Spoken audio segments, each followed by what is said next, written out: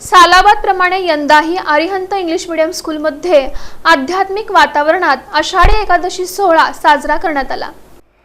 महाराष्ट्राची सांस्कृतिक परंपरा जपण्याच्या उद्देशानं सालाबादप्रमाणे यंदाही अरिहंत इंग्लिश मीडियम स्कूलमध्ये आध्यात्मिक वातावरणात आषाढी एकादशी सोहळा साजरा करण्यात आला। या सोहळ्याला प्रमुख अतिथी म्हणून अक्कलकोट गौडगाव हिरेमठ संस्थानचे डॉक्टर जयसिद्धेश्वर शिवाचार्य महास्वामीजी उपस्थित होते। भारतीय परंपरेप्रमाणे प्रमुख अतिथींचं औक्षण करून स्वागत करण्यात आलं। कार्यक्रमाची सुरुवात प्रमुख अतिथींच्या हस्ते विठ्ठल रखुमाईच्या प्रतिमेचं आणि पालखीचं पूजन करून करण्यात आली। अंबिका बडदाळ यांनी पाहुण्यांचा परिचय करून दिला। तेजस्विनी सुरवसे हिनं आषाढी एकादशी वारीचं महत्त्व विशद केलं। कार्यक्रमाचे अध्यक्ष डॉक्टर अजय पोन्नम यांनी अतिथींचा शाल आणि श्रीफळ देऊन सत्कार केला।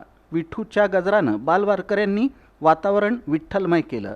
विद्यार्थ्यांनी महाराष्ट्राची परंपरा जपत आपल्या संस्कृतीची ओळख करून देत पारंपरिक वेशभूषा परिधान केली।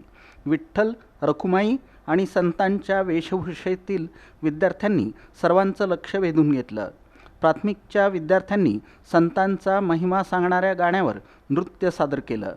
त्यानंतर संत ज्ञानेश्वरांनी रेड्याच्या मुखातून वेद वदवले यावर नाटिका सादर करण्यात आली।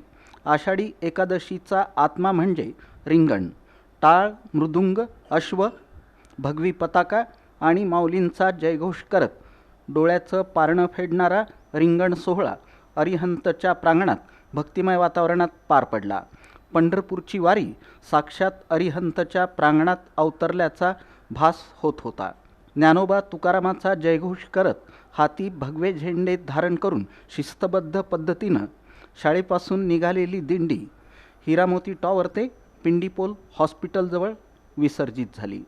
ठिकठिकाणी या दिंडीचं नागरिकांकडून स्वागत करण्यात आलं। हिरामोती टॉवरजवळही रिंगण पार पडलं। यावेळी संस्थाध्यक्ष तथा नगरसेवक डॉक्टर अजय पोन्नम, संचालिका सुलक्षणा पोन्नम, रामकृष्ण पोन्नम, उपमुख्याध्यापिका तस्मीन शेख, पर्यवेक्षिका अर्चना महांकाळ, चन्नेश इंडी यांच्यासह शिक्षक विद्यार्थी उपस्थित होते। कार्यक्रमाचं सूत्रसंचालन लावण्या कोटा यांनी केलं, तर आभार प्रदर्शन सुजाता कटके यांनी केलं।